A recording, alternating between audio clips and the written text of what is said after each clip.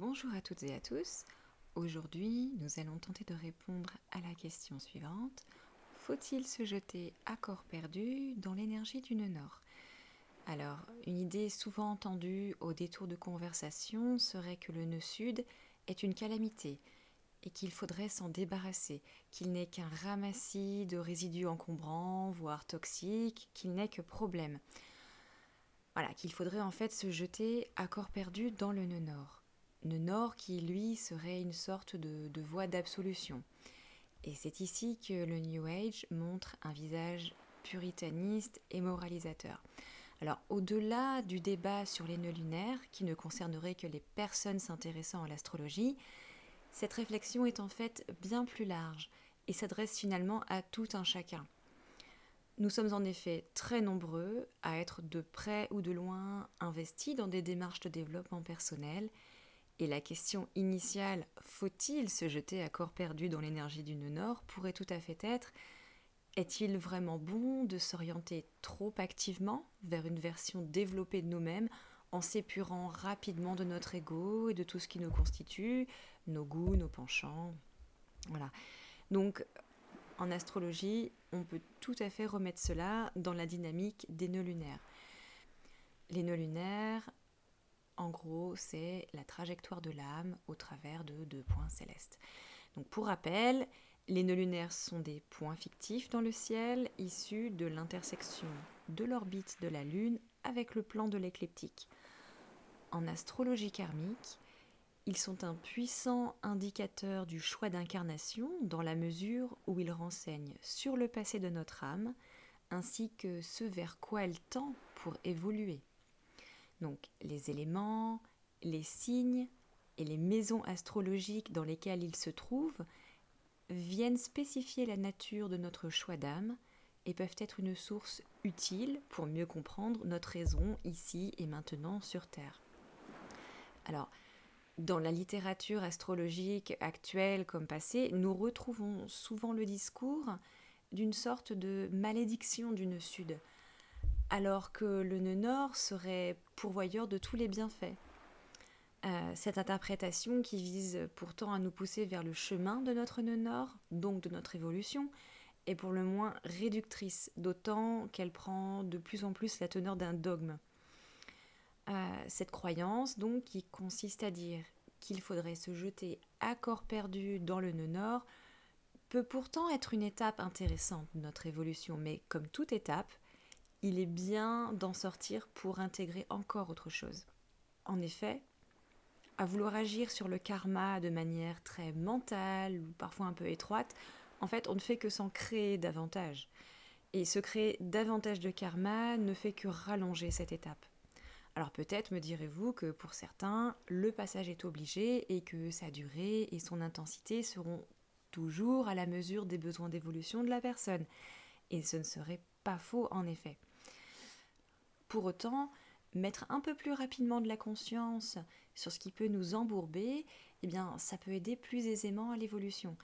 Et ce ne serait dans ce cas non pas un raccourci entravant le processus, mais plutôt ne pas emprunter la déviation qui nous perdrait dans des méandres interminables. Alors, l'idée, en fait, voilà, ce serait de devenir canal pour intégrer deux énergies complémentaires. Alors, aller vers le nœud nord, c'est une expérience majestueuse si tant est que l'on parvient à intégrer le nœud sud. C'est savoir faire le canal, ou plutôt être canal entre deux énergies. Et au final, n'est-ce pas ce que nous sommes physiquement? Un canal entre le ciel et la terre, entre la matière que nous ingérons et que nous rejetons une fois l'énergie extraite. Nous sommes des canaux au sein desquels ce qui nous traverse subit une transformation, une transmutation. Et quelque part, on peut dire que nous sommes les tubes dans lesquels toute l'alchimie créative de la vie s'opère. Voilà, et bien sûr, nous le faisons tous d'une manière différente. Et dans un autre domaine aussi, il y a également un temps pour tout. Parlant de temps, eh bien, les nœuds lunaires font le tour du cadran zodiacal en 18 ans. Ces cycles, qui débutent dès le moment de notre naissance nous permettent de mieux appréhender les phases de notre vie et la manière dont les énergies des nœuds viennent s'intercaler. Alors donc, dans le premier cycle, de 0 à 18 ans, on est en plein dans le nœud nord. Nœud nord que l'on subit fortement parfois, car nous sommes en cohérence vibratoire avec les énergies de ce nœud nord. Et voilà, ça ne se fait pas forcément dans la sérénité. Nous sommes des êtres en construction, donc nous ne sommes pas encore pleinement équipés à recevoir ces énergies puissantes, donc parfois on subit un peu. De 18 à 36 ans, on vit l'énergie du nœud sud. On peut avoir l'impression que le monde nous appartient car tout le réservoir du nœud sud nous permet de rester dans des acquis et des fonctionnements que nous connaissons. Alors nous redécouvrons avec joie ce qui nous constitue au plus profond et nous en jouissons sans trop de recul ni entrave. Parfois aussi, on se repose d'une enfance difficile où le nœud nord aura été fortement subi. Parfois, on ne sent pas vraiment de différence. Toujours est-il que le nœud nord travaille quand même. On sait que l'on n'est pas arrivé ici pour rien.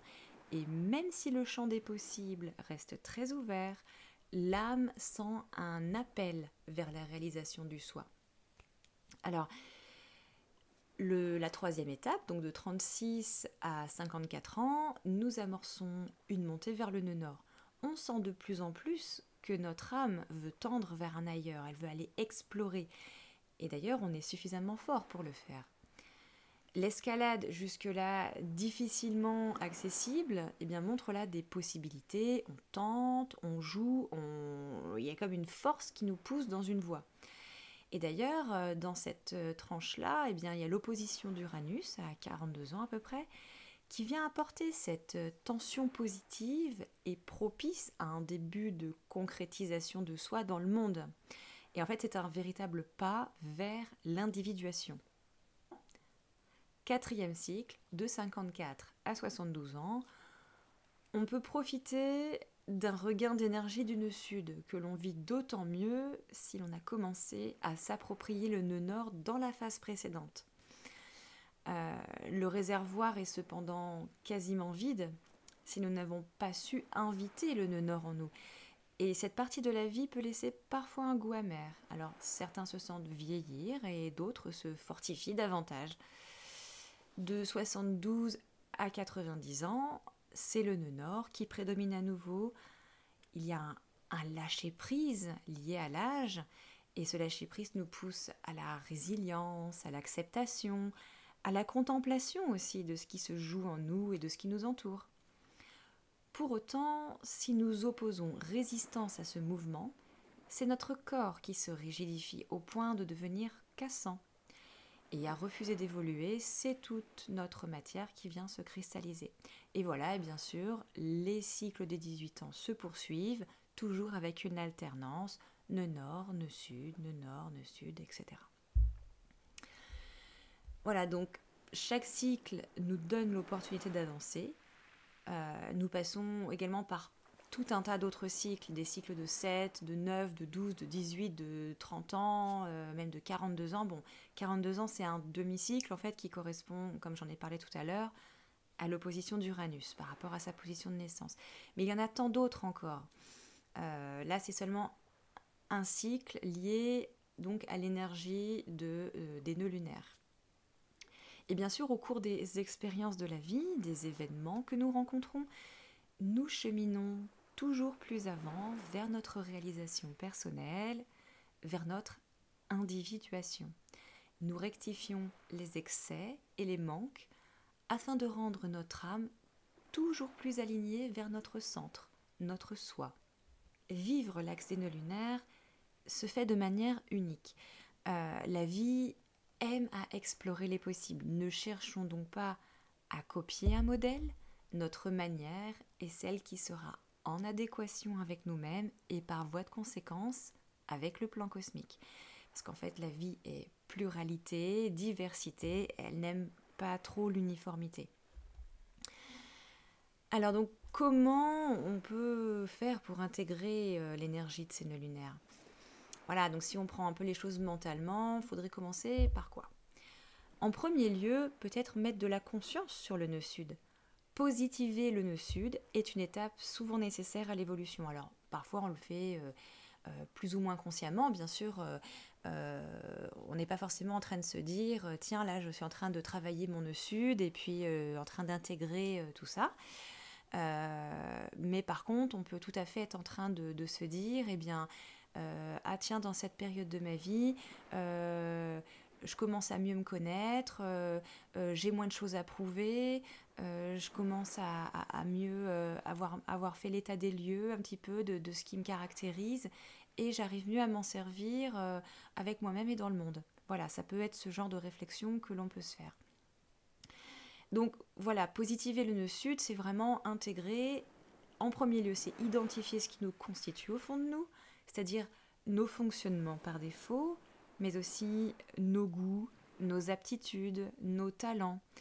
Alors, juste quelques exemples en astrologie, afin d'illustrer un petit peu le propos. Alors, par exemple, si nous avons un nœud sud en maison 5, en taureau, alors il y a des chances pour que nos capacités artistiques soient développées, que nous aimions les plaisirs de la vie. Et peut-être est-il intéressant d'intégrer tout cela pour cheminer vers la maison 11, en scorpion, donc à l'opposé, qui permettrait de construire à terme quelque chose de plus grand que soi, voire de fédérateur, et qui serait de plus lucratif pour la communauté. Par exemple, je ne sais pas, un projet artistique qui a vocation dans le social, dans le sociétal, et qui permet, je ne sais pas, d'aider. Autre exemple, un nœud sud en Capricorne en maison 1.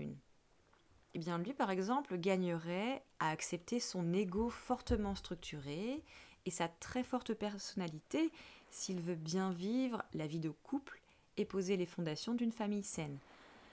Se renier dans ce qu'il est fondamentalement ne lui ferait probablement pas faire des choix de partenaires permettant cette élévation vers le nœud nord en maison 7 en cancer. Autre exemple, un nœud sud en Sagittaire en maison 2 devrait en premier lieu aller vers son besoin réel d'indépendance, de lointains horizons, géographiques, philosophiques, apprentissage des langues, tout ça, afin de paver les conditions nécessaires à son acceptation de recevoir des autres et se nourrir autrement de ce qui l'entoure. Donc là, c'est l'idée du Gémeaux en maison 8. Alors, une petite aparté, nous sommes rarement vierges de notre nœud nord. Bien souvent, nous avons déjà travaillé son énergie dans une vie antérieure et il faut souvent plusieurs vies pour tendre à l'équilibre auquel notre âme aspire. On peut également s'inspirer de l'énergie des éléments dans lesquels se trouvent nos nœuds. D'ailleurs, cette structuration archétypale aide beaucoup plus que l'on pourrait le penser à la mise en conscience de ce qui se joue en nous. Alors, comment se passe cette métabolisme des éléments? Alors, lorsque l'on passe du feu à l'air, c'est le cas dans les axes Bélier-Balance, Lion-Verseau, Sagittaire-Gémeaux. Passer du feu à l'air, c'est apprendre à dispenser et disperser le feu. Le feu est bien sûr ce qui est ultra concentré, alors que l'air est diffus. Donc ça veut dire que dans notre mode de fonctionnement, nous sommes fondamentalement très feu. Donc nous aimons tout ce qui est très concentré, très unique. Et l'énergie air de notre nœud nord nous demande d'accepter par exemple davantage l'ouverture, la pluralité, la diversité, d'apprendre un petit peu à prendre la vie comme un buffet et non pas se caler sur des choses uniques. Passer de l'air au feu, donc là c'est le cheminement inverse. Ça veut dire que nous sommes constitués fondamentalement d'air, et que nous devons passer à quelque chose de beaucoup plus précis, de beaucoup plus pointu. C'est le cas pour les axes donc Gémeaux, Sagittaire, Balance, Bélier et Verseau, Lion. Voilà, c'est apprendre à concentrer l'air au point de chaleur ultime. Donc, quelque part, c'est rassembler la dispersion. C'est bien sûr aussi avoir un esprit de synthèse. C'est tout ce genre de choses. Pour ce qui est de passer de l'eau à l'air, eh bien, là, le cheminement qui concerne donc Cancer-Capricorne, enfin l'axe Cancer-Capricorne, Scorpion-Taureau et Poisson-Vierge, consiste à apprendre que ce qui est fluide peut aussi construire, s'enraciner, s'élever. L'eau n'a pas de forme, elle prend la forme de son contenant, elle s'écoule partout. L'idée ici est d'apprendre quelque part à faire un petit peu un mortier, à mélanger l'eau et la terre et de voir comme la terre, eh bien, c'est une assise solide sur laquelle on peut s'élever. L'élément terre va nous apprendre l'ancrage. C'est peut-être l'élément le plus ancré et lorsque nous avons un nœud nord en signe de terre, eh bien souvent il y a une nécessité à apprendre, à comprendre, à intégrer en tout cas tout ce qui peut nous ancrer. Et bien sûr cela passe par le corps, par la matière incarnée. Toutes les choses qui nous font vivre le corps seront très très très importantes. Passer de la terre à l'eau, c'est donc le cas pour les axes Taureau-Scorpion, Vierge-Poisson et Capricorne-Cancer. Et bien ici, c'est donc le cas de figure opposé. Il faut apprendre à décristalliser, à désolidifier les choses pour aller plus vers du coulant, de l'étalement. Alors bien sûr, ça nous parle quelque part de tolérance, ça nous parle de toutes ces idées de lâcher prise. Mais quelque part, la terre, quand elle est vécue dans son excès, tend à tout rigidifier. Et là, il est question de se laisser porter un petit peu comme l'eau. Dans tous les cas, nous retrouvons des mouvements de contraction et d'expansion. Et je pense qu'il y a là quelque chose de fondamental. Parce que c'est peut-être que nous sommes sur la respiration de l'univers, sur un mouvement de balancier qui structure tout système de vie. Et donc il nous appartient de comprendre dans quel mouvement nous nous situons dans cette vie pour mieux comprendre la direction qui nous convient le mieux. Être à l'écoute de ce qui se joue en nous et le mettre en action permet d'attirer aussi les expériences en phase avec nos besoins de développement. En tout état de cause, il serait dommage d'abandonner d'où nous venons. En effet, comment un arbre peut-il survivre privé de ses racines ? Alors, au niveau de l'interprétation astrologique, tout le thème est à prendre en considération pour une compréhension holistique et karmique du chemin d'une âme dans la vie incarnée.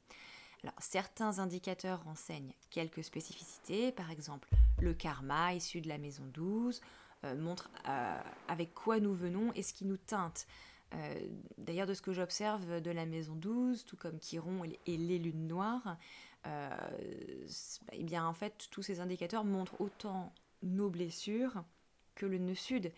Et au final, peut-être que le nœud sud serait plus notre zone de confort, nos acquis, alors bien sûr vécu dans des excès et des manques, mais on pourrait presque dire que c'est un peu notre terreau, le bois dont nous sommes faits. Donc oui, il m'a semblé intéressant de communiquer sur ce sujet de l'axe des nœuds, qui a donné lieu à de nombreuses discussions avec des personnes s'intéressant à l'astrologie ou au développement personnel en général. Et parmi les personnes très actrices dans leur cheminement, on peut malheureusement rencontrer de très belles personnes qui passent par de sévères nuits noires de l'âme à trop vouloir prendre les raccourcis de l'évolution. Par exemple, des montées de Kundalini alors que le terrain n'est pas prêt. Et souvent, ce ne sont que des épisodes desquels ces personnes ressortent grandies en elles-mêmes, épurées comme après un sérieux travail alchimique. Parfois, cependant, ces nuits noires se prolongent et enferment dans des enfers. L'enfer me ment, desquels elles ne parviennent pas à s'extraire. Et c'est un peu se brûler les ailes, comme Icare, brûler son système nerveux ou son système énergétique avec tout ce que cela peut produire en termes de troubles nerveux, mentaux, psychiques. Nous cherchons souvent à l'extérieur de nous-mêmes des techniques, des méthodes, des personnes qui nous aideraient dans notre réalisation personnelle. Nous lisons des livres, faisons des formations. Alors tout ceci est fondamentalement très intéressant, mais finalement, le conseil du Tao Te Ching reste à mon sens le plus pertinent. Pour avoir de la connaissance, ajouter des choses chaque jour. Pour avoir de la sagesse, enlever des choses chaque jour. Et désapprendre est dans une certaine mesure la voie de la sagesse. Ne pas présumer de ce que la vie doit être pour nous, mais accepter la venue des épreuves et des situations. En fait, à trop vouloir monter en vibration, à s'imposer une spiritualité qui nous éloigne trop de la vie, nous nous empêchons l'expérience. Or, c'est avec notre corps qui est doté de sens ô combien subtils, sophistiqués et perfectibles, que nous faisons l'expérience de la matière. Et en tant qu'être incarné, c'est cette expérience qui est productrice d'évolution. Vivre hors du monde nous donne parfois la sensation d'élévation que nous pouvons rechercher, mais c'est bel et bien au contact à l'autre, parfois dans la confrontation même que nous avançons.